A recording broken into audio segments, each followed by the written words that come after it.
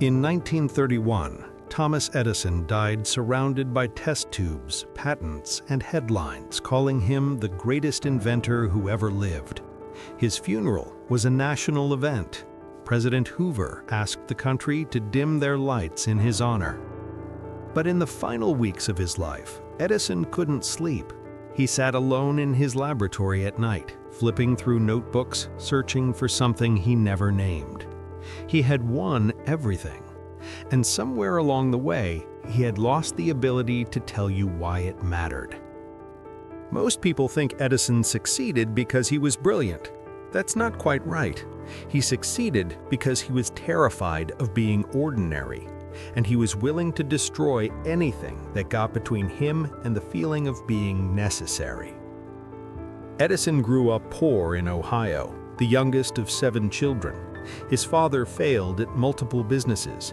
His mother pulled him out of school after a teacher called him addled, confused, too slow to teach. He was 12 when he started selling newspapers on trains to help the family survive. 12 years old, working alone, watching men in suits ignore him. That feeling stayed with him. Not the poverty itself, but the invisibility. The sense that the world had already decided he didn't matter. He never forgave that.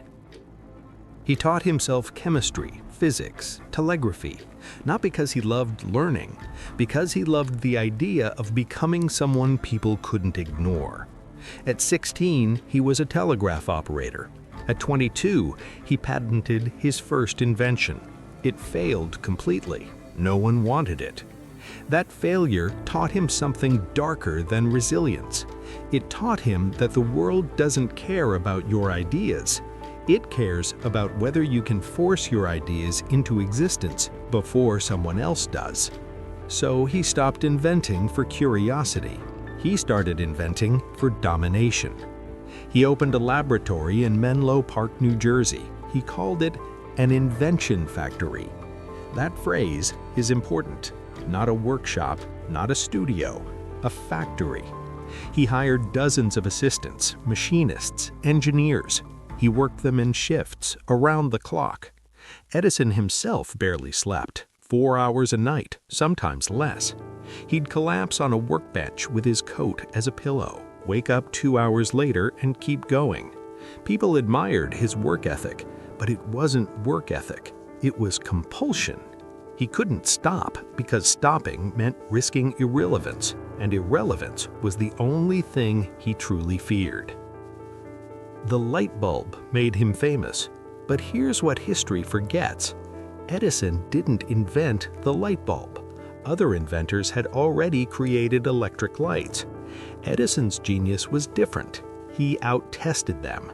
He tried thousands of filaments, materials, configurations. He failed over and over until he found the one that lasted long enough to sell. Then he built the entire infrastructure to make it dominant. Power stations, wiring systems, electrical grids. He didn't just invent a product, he invented the conditions under which no one else's product could survive.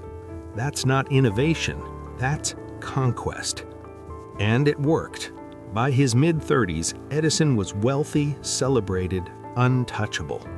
Newspapers called him the Wizard of Menlo Park. He loved that, the mythology, the image of the lone genius who could bend reality with his mind. But the image required constant maintenance. It required enemies. When George Westinghouse and Nikola Tesla developed alternating current, a system that could transmit electricity farther and cheaper than Edison's direct current, Edison didn't compete on merit. He launched a public campaign to destroy them. He electrocuted animals in public demonstrations to prove that alternating current was dangerous. Dogs, horses, even an elephant named Topsy killed in front of a crowd to associate Tesla's technology with death. It didn't work.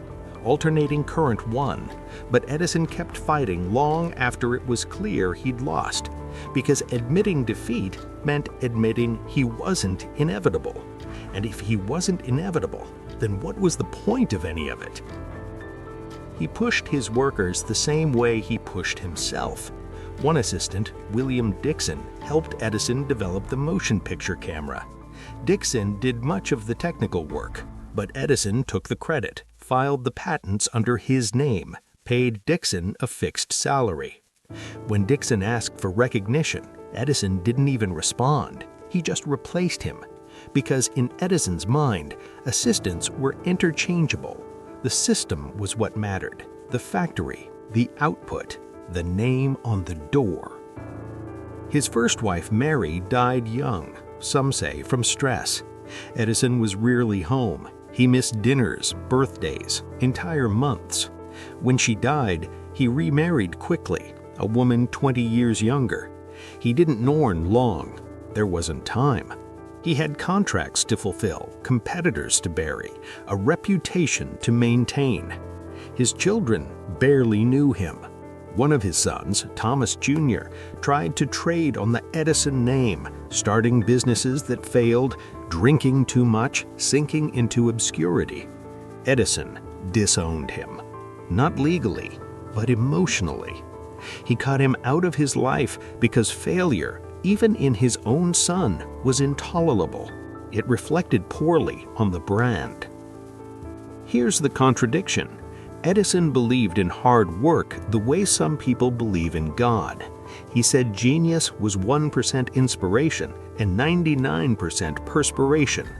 That quote made him sound humble, democratic, like success was available to anyone willing to sweat. But that wasn't really what he believed. He believed that ruthless, relentless execution could eliminate competition, that if you worked harder, longer, and more brutally than everyone else, you didn't have to be the smartest person in the room. You just had to be the last one standing. And he was. For decades he was. Over 1,000 patents, phonographs, batteries, telegraph improvements, film technology. He won so completely that his name became synonymous with American ingenuity.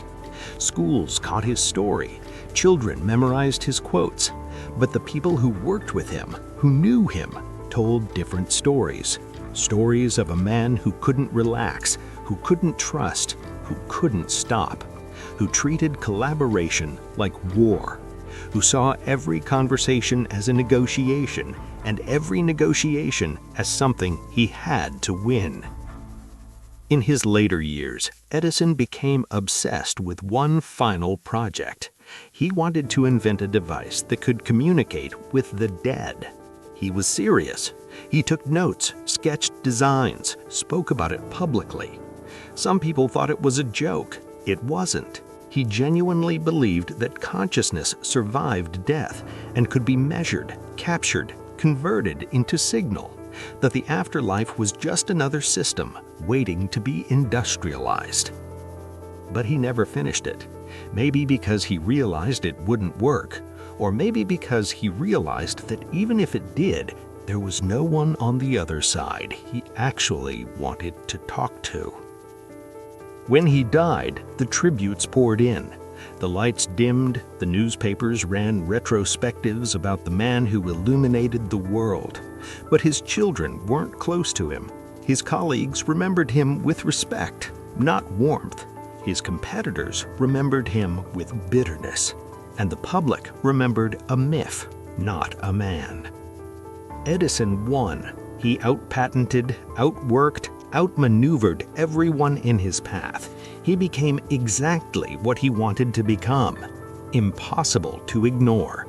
But somewhere in the winning, the original fear never left. The original fear of being ordinary. The fear of being forgotten. He kept working not because he loved the work, but because stopping would mean confronting the possibility that none of it had made him feel the way he thought it would. Safe, significant, enough. The lights dimmed when he died, but they came back on a few minutes later, because that's how light works. It doesn't care who invented it.